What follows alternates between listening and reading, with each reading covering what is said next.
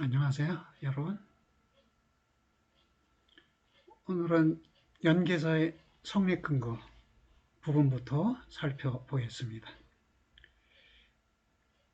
대체적으로 그 텍스트를 읽어가면서 필요한 부분에 대해서 간략한 설명을 덧붙이도록 하겠습니다. 만약 하나의 판단이 올바르지 않다면 그 판단은 참일 수 없지만, 그러나 그것은 참이지 않아도 올바를 수가 있다. 판단의 형식을 갖추면 올바른 판단일 수 있죠. 그러나 그 주어의 실존이 확인되지 않으면 참일 수가 없는 것이네요. 이건데 유니콘은 하나의 뿔을 갖고 있다. 이거는 올바른 판단이에요. 왜냐하면 주어 속에 수로의 의미가 들어있으니까요. 그러나 유니콘의 실존은 확인된 바가 없죠. 그래서 참된 판단이라고 말할 수는 없습니다.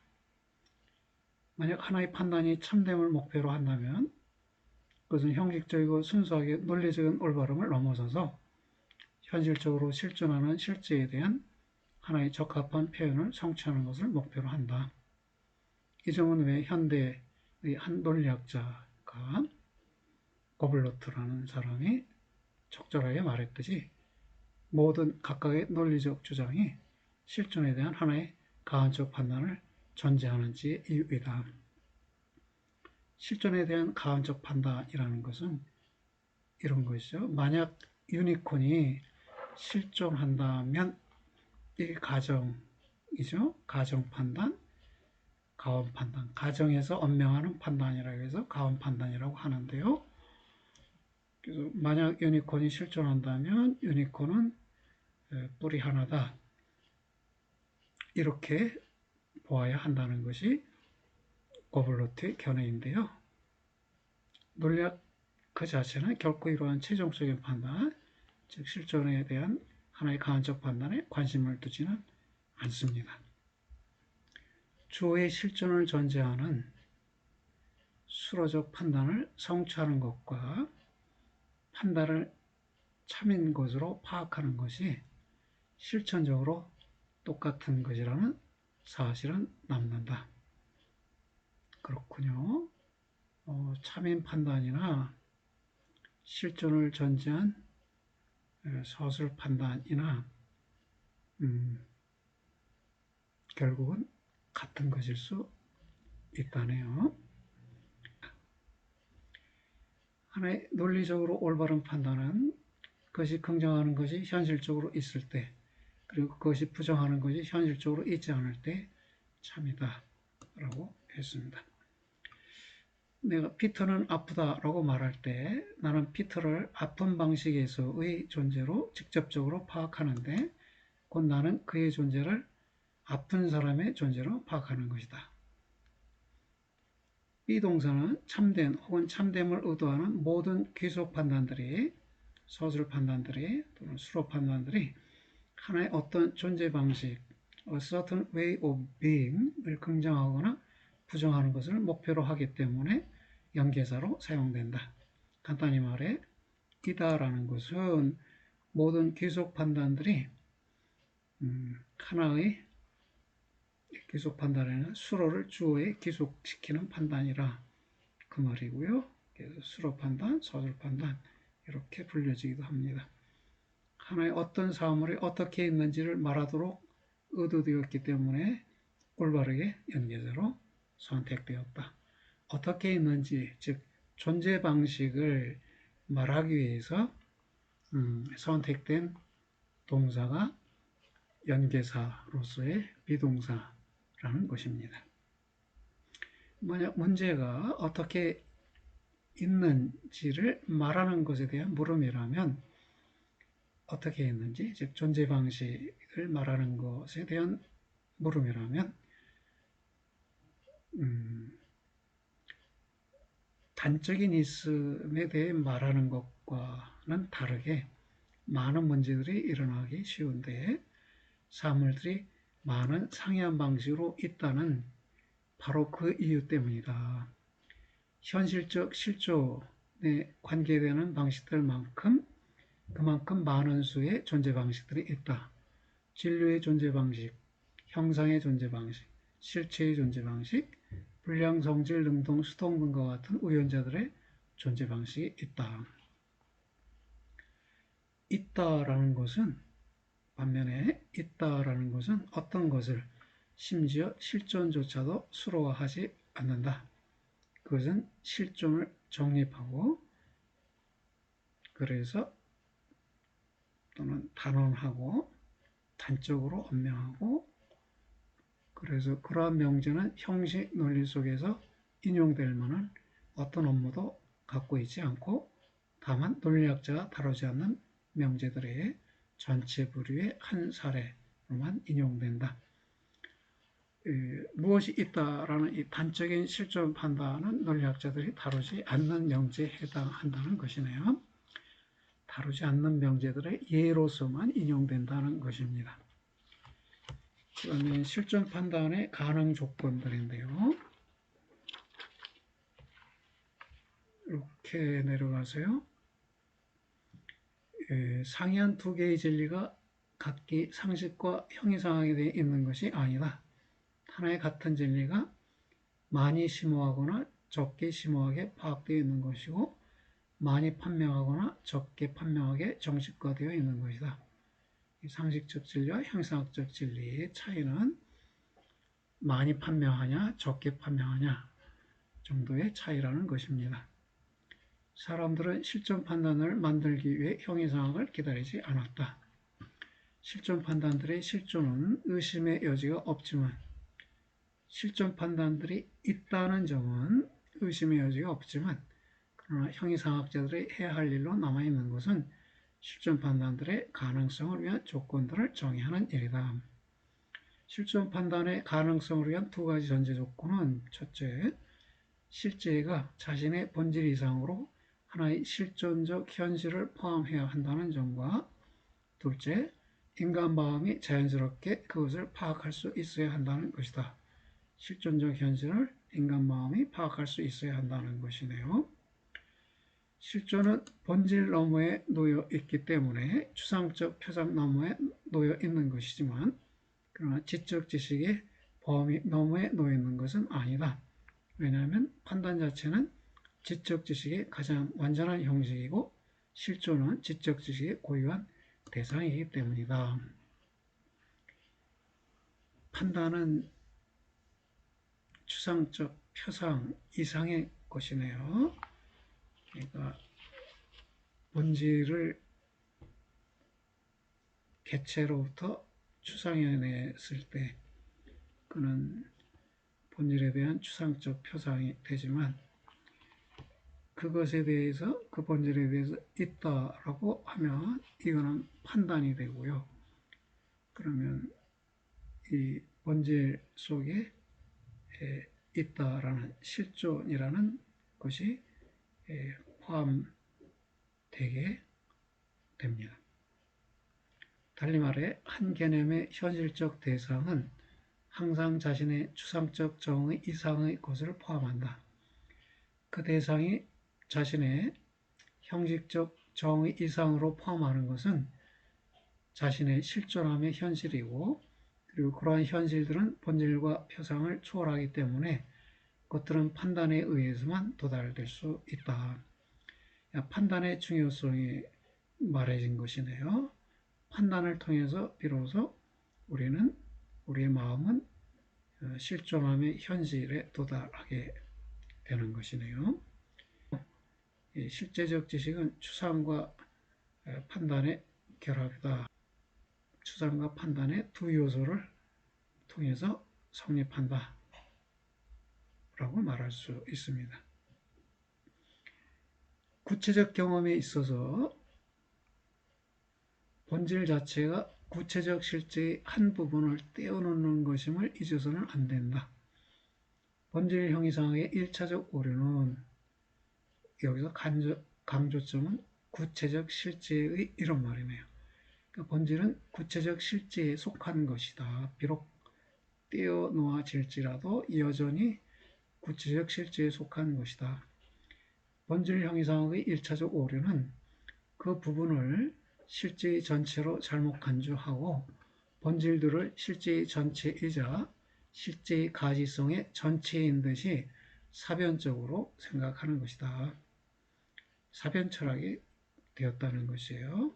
즉 본질이 실제의 가지성의 전체이고 본질이 실제의 전체인 양 사변한다는 것이 그것이 본질형 이상학의 1차적 오류라는 것이네요.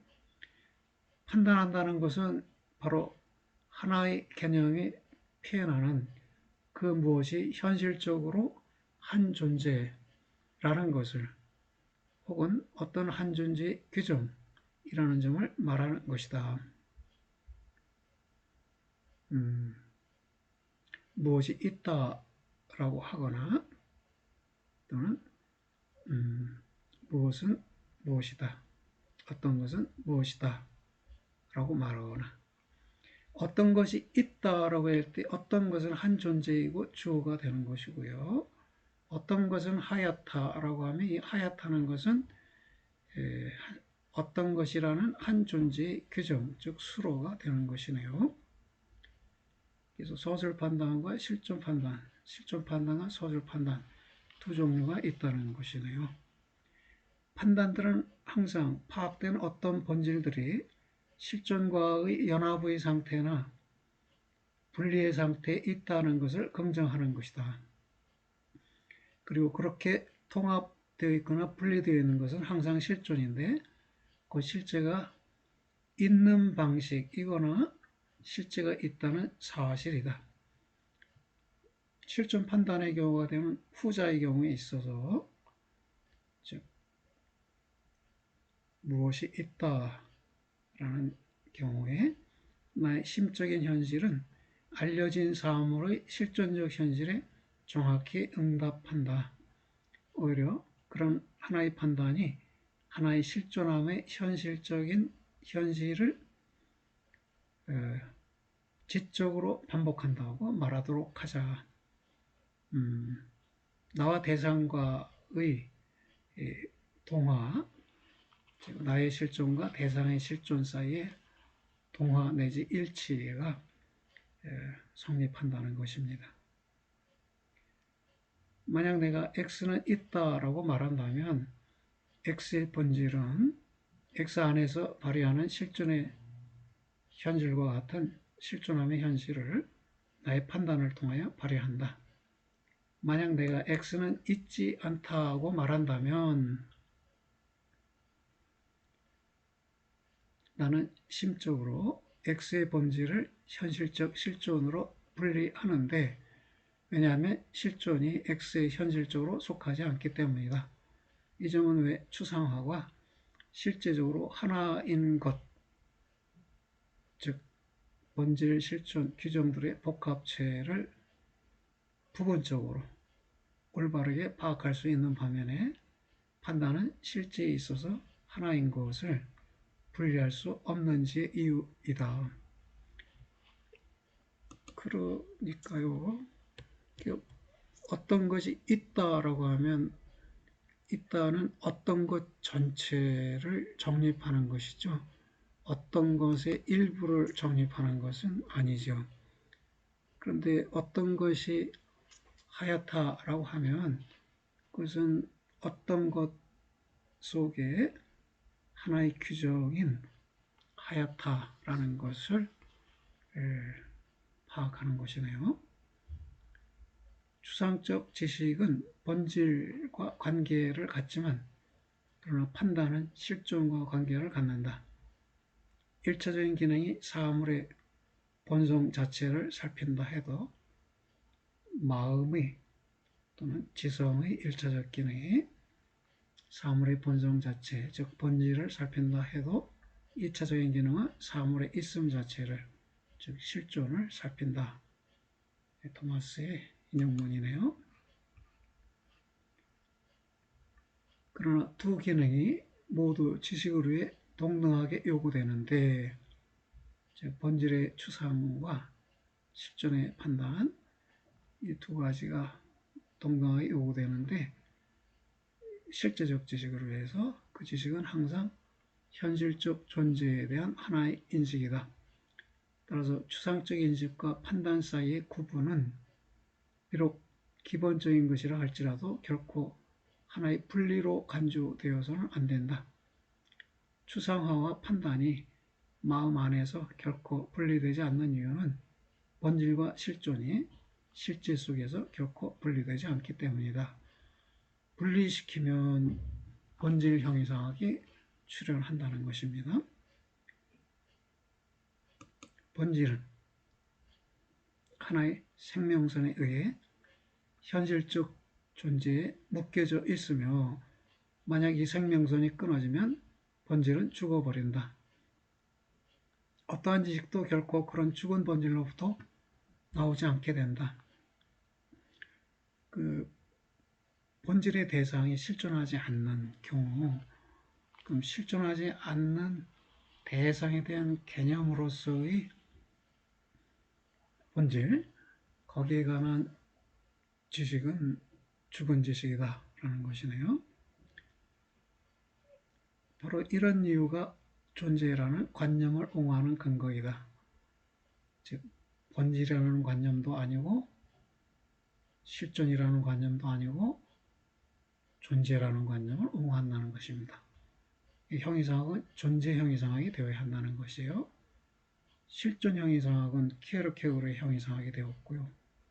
본질 형이상학은 헤겔의 형이상학이 되었는데, 그것들은 존재 형이상학은 아니라는 것입니다.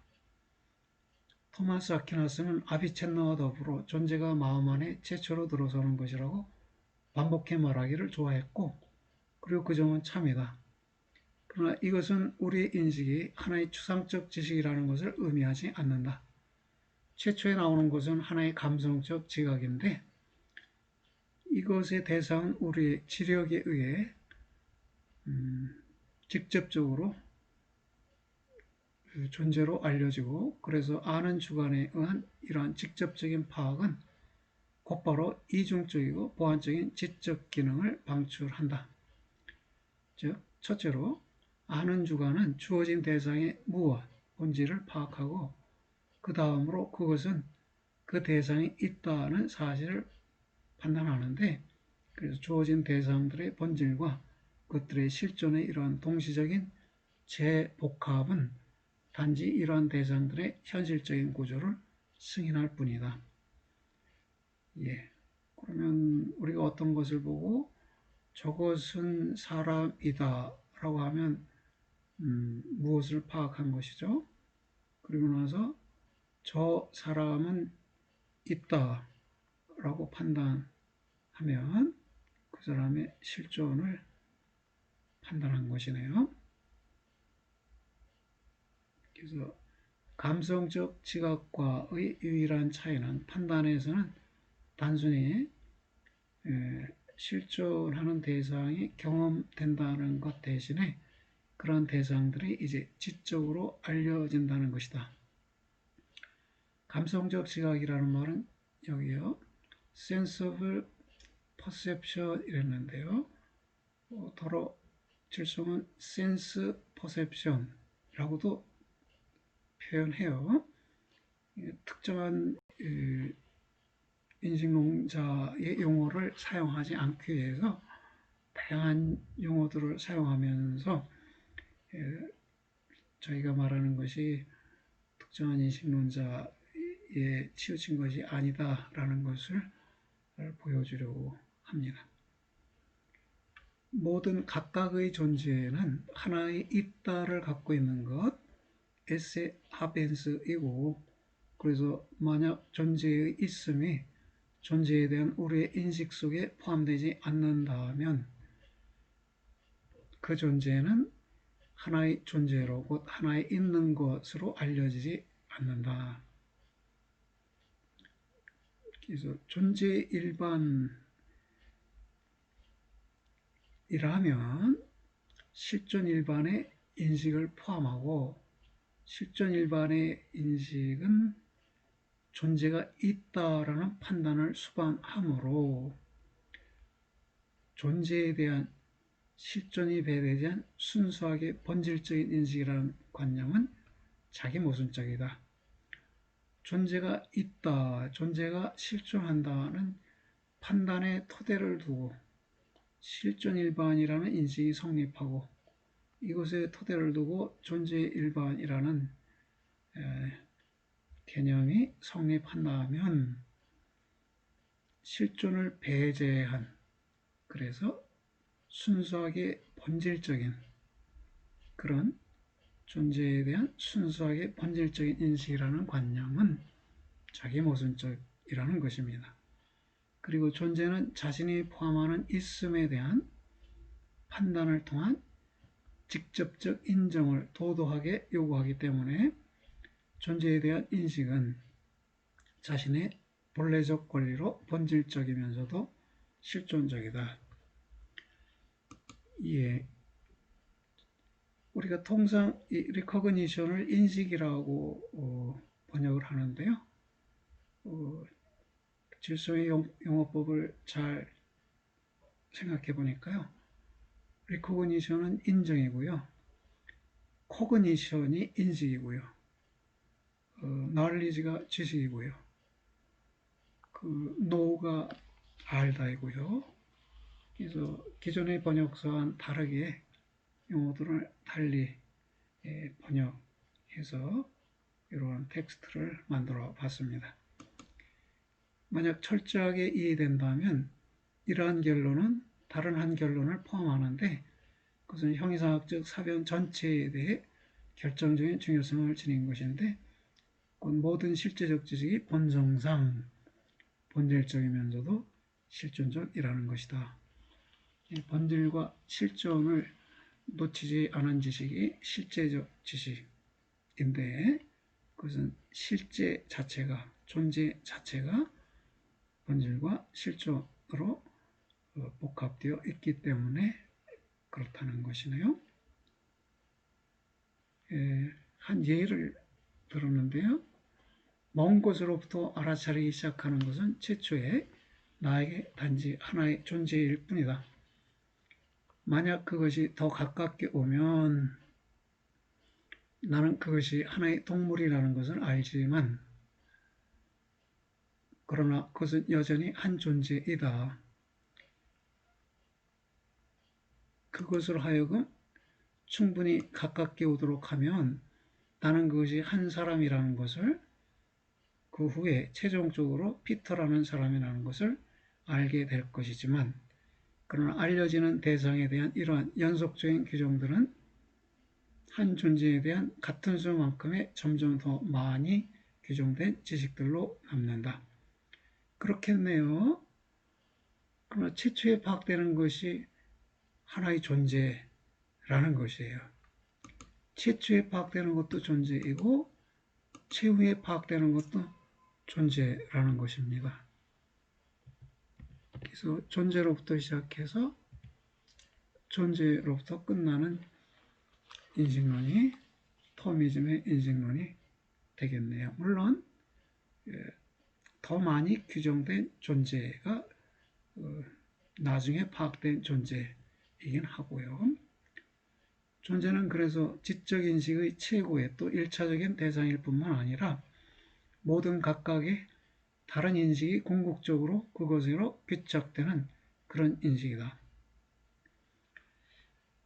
존재 자신의 존재가 그 자신의 있다를 포함하기 때문에 모든 각각의 실제적 지식은 궁극적으로 본질과 그 자신의 실존과의 복합으로 귀착되며 그것들은 하나의 판단함의 작용에 의해 하나로 정립된다. 네, 이해할 수 있는 부분이네요. 그 다음은 본질주의와 실존주의 한계라는 부분입니다.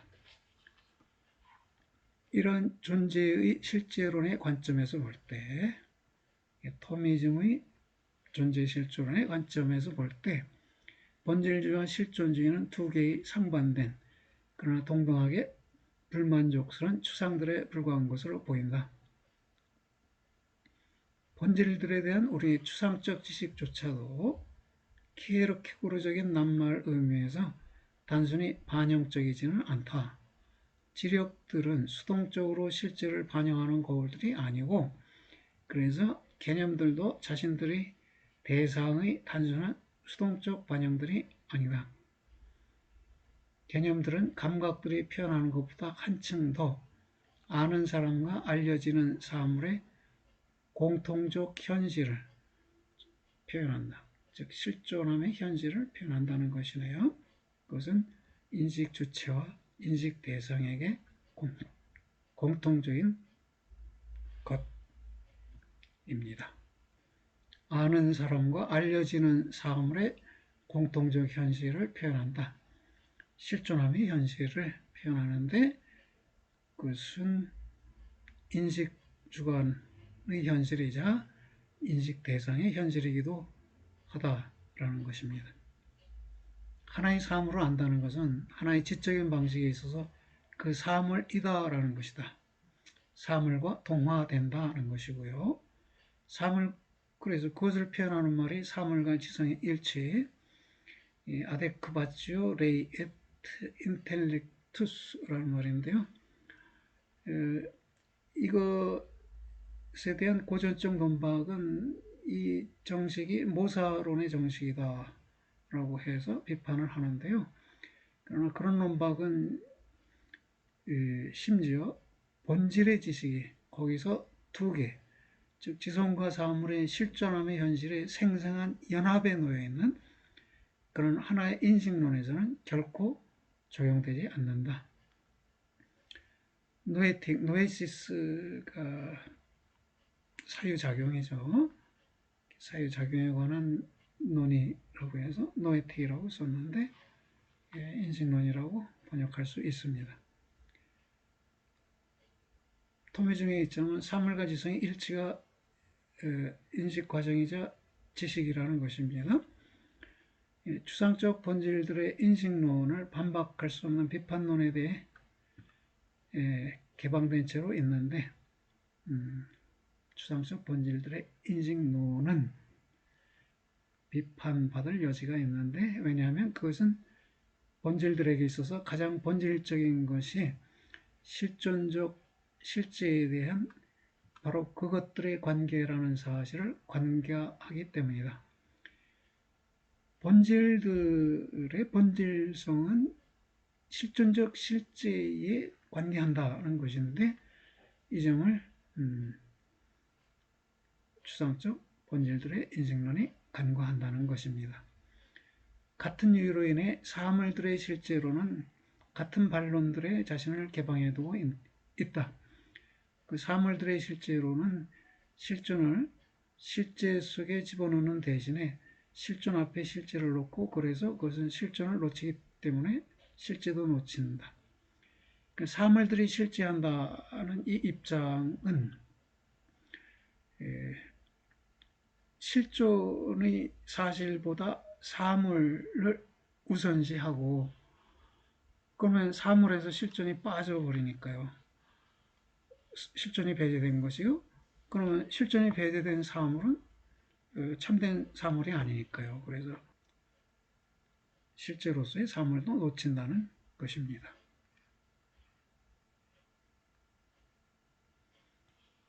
만약 내가 사유한다는 것을 안다면 나는 내가 있다는 것을 안다고 말하는 것은 매우 참이지만 그러나 이것은 내가 사유하기 때문에 나는 있다는 것을 의미하지 않는다.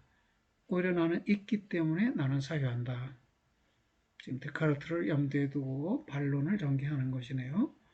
이로부터 따라 나오는 것은 첫째로 사유와 실존 간에는 어떠한 양립 불가능성도 없다. 이것은 케르케고를 염두에 둔 표현일 수 있고요. 왜냐하면 사람과 같은 하나의 지적인 존재에 있어서 사유는 실존의 추상적인 객관화가 아니고 실존도 사유의 끊임없는 해체가 아니기 때문이다. 사람과 같은 하나의 지적인 존재, 지적인 존재는 사유가 실존의 방식일 수 있죠. 실존하는 것이고 사유하는 것이 되는 것이 지적인 존재이겠죠. 따라서 실존과 사유는 양립할 수 없다고 보는 키에르케고르의 입장과는 다른 견해가 소개된 것입니다. 둘째로, 그러나 근거 없이 주장되는 사유와 실존과의 대립의 사라짐과 더불어 현실적 실존과 다른 한 사람이나 사물의 실존에 대한 지식과의 대립도 즉시 사라진다. 만약 내가 있기 때문에 내가 사유한다면, 그리고 만약 내가 사유하는 무엇이 현실적으로 있다면 나는 사유하지 않고 오히려 나는 안다. 그러네요. 있기 때문에 사유하고 사유의 대상이 현실적으로 있다면 이것은 사유한다기보다는 안다고 표현해야 한다는 것입니다. 사유한다는 것은 실존이 배제된 본질만을 생각하는 것을 가리키는 말일 수 있는 반면에, 안다는 것은 실존과 본질을 함께 생각하는 말일 수 있기 때문에요. 다른 한 존재를 아는 것은 따라서 항상 그것의 본질을 그것에 주어진 실존 안에서 파악하는 것이고, 그래서 실존을 배제하는 것으로부터 멀리 떨어진 채로 모든 실제적 지식은 하나의 실존 판단을 포함하는데, 이것은 두 개의 현실적으로 실존하는 존재들 사이에 생생한 교환의 마지막 계기인 것이다. 생생한 교환의 마지막 계기는 판단이다. 실존 판단이다. 라는 것이네요. 그러니까 멀리 무엇이 다가오고 있을 때 저것은 한 존재이다. 더 가까이 오면 저것은 한 동물이다. 더 가까우면 저것은 한 사람이다. 더 가까우면 저것은 피터이다라고 알고 최종적으로 피터가 있다거나 피터가 이리 오고 있다거나 라고 판단하는데, 그런 것이 실존 판단 또는 실존 방식에 관한 서술 판단이 되겠습니다. 간단히 말해 참된 실제론은 본질의 실제론도 아니고 사물의 실제론도 아니다. 그것은 존재의 실제론이고, 그래서 이 점은 왜 이것이 직접적으로 실제론이면서 자연적 실제론인지의 이유이다. 심적인 기능들의 유기적 연쇄는 감성적으로 지각하고요, 본질을 추상해내고요, 본질과 실존을 결합하는 실존 판단을 내리고 하는 이 과정들, 이때 그 속에 여러 기능들이 포함되어 있는데요. 이 기능들의 유기적 연쇄는 존재로 알려진 것의 감각, 지각을 추상과 판단에 연결시키는데, 판단을 통해 사람은 그것을 존재로 아는 것이다. 즉, 본질과 실존의 복합으로서의 존재로 판단을 통해 알게 된다는 것입니다. 심지어 카제탄의 매우 유명한 정식인 감성적 성질로부터 구체화된 존재조차도 직접적 실존론의 참된 본성을 충분히 공정하게 다루지 않는데, 왜냐하면 바로 감성적 구체성 자체가 하나의 존재로 알려지는 것이기 때문이다. 어떤 차이가 있죠? 감성적 성질로부터 구체화된다. 구체화가 2차적으로 성립하는 것으로 말해졌는데, 지금 질송은 감성적 구체성, 이게 아마 감성적 성질을 바꿔 쓰면서 이 속에다 본질과 실존, 더 나아가 진료를 포함시킨 복합체를 가리키는 말로 쓰면서 이것이 존재이고 이것이 실제이다 라고 말한 셈이네요.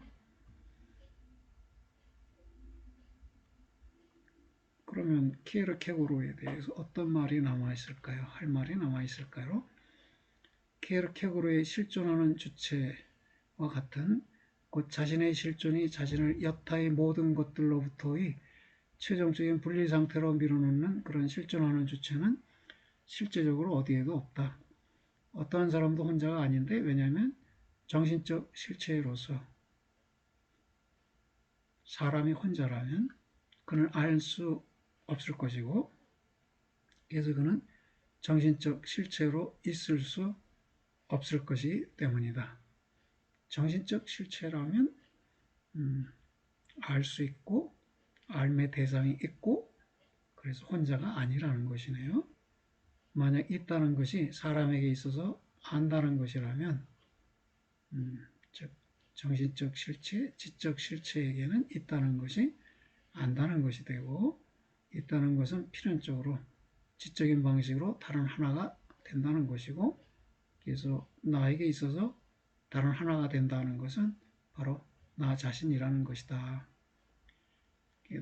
나와 대상이 동화되면서 동화되는 방식으로 나 자신이 되는 것이네요.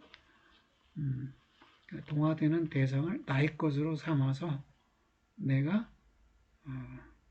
나 자신으로 되는 것이네요.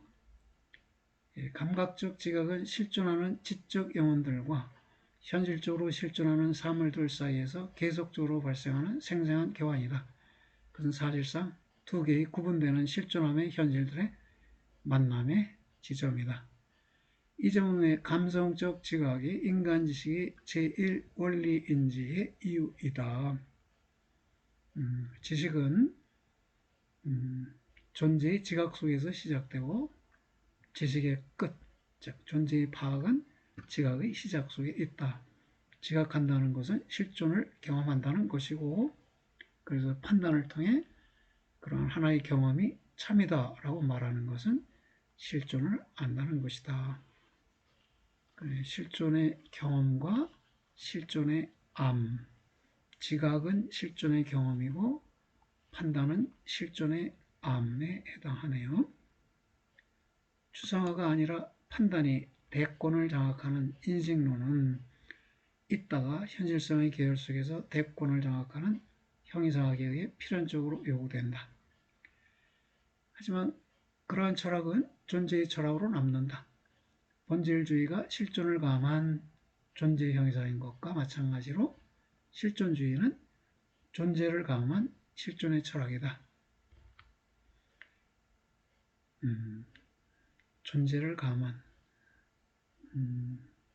정확히 말하면 본질을 가함한, 그래야 할 법한데 강조하기 위해서 그랬을까요? 존재를 가함한 실존의 철학이다. 이랬습니다. 그런 까닭에 그 위에 실존주의가 놓여있는 실존 경험의 특이한 성격들이 있다. 실존 경험은 하나의 적나라한 실존 감각으로 기술될 수 있는데, 이것은 자신의 지력으로부터 잠깐 끊어져 있는 감성에 의해서 경험되는 것이다.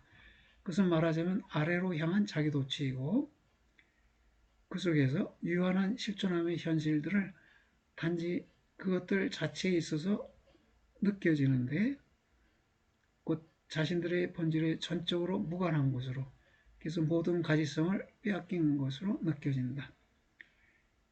아래로 향한 자기도취라고 했는데요.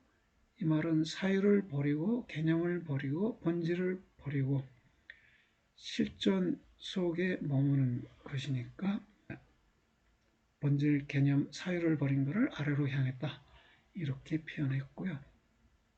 그럼 실존 속에서는 실존은 가지적인 게 아니니까요. 실존 속에 머물면서 실존자는 가지성을 빼앗긴 채 아무것도 모르겠다. 나 자신에 대해서 아무것도 모르겠다. 나 자신이 실존뿐이니까요. 실존에 대해서 아무것도 모르겠다. 이렇게 느끼게 되겠네요. 그래서 현대의 실존주의에 있어서 실존을 경험함이 고뇌나 메스꺼움을, 그리고 모든 것의 철저한 불합리성을 경험함이라는 것은 놀라운 일이 아니다. 실존 철학자 또는 실존적 작가들이 이런 용어들을 사용하면서 글을 썼습니다. 자신을 그렇게 그 자신의 감성 속으로 가라앉게 하는 사람은 가라앉게 한다. 이것이 여기서 말한 아래로 향한 이라는 말과 통하는 것이고요. 하나의 형이상학적 현기증, 곧 일종의 실존병을 경험하지 않을 수 없고 그로부터 오는 나중에 실존 자체가 단지 존재할 질병이라고 결론짓게 될 것이다. 결국은 본질주의는 실존을 감한 본질의 형이상학이고 실존주의는 본질을 감한 실존의 형이상학인데 둘 다 완전한 실제, 완전한 존재를 다루지는 못했다는 것입니다. 그러면 실존으로 향하는 길은 어떤 것인가요? 네, 이것은 다음 시간에 논의하도록 하겠습니다. 수고들 하셨습니다.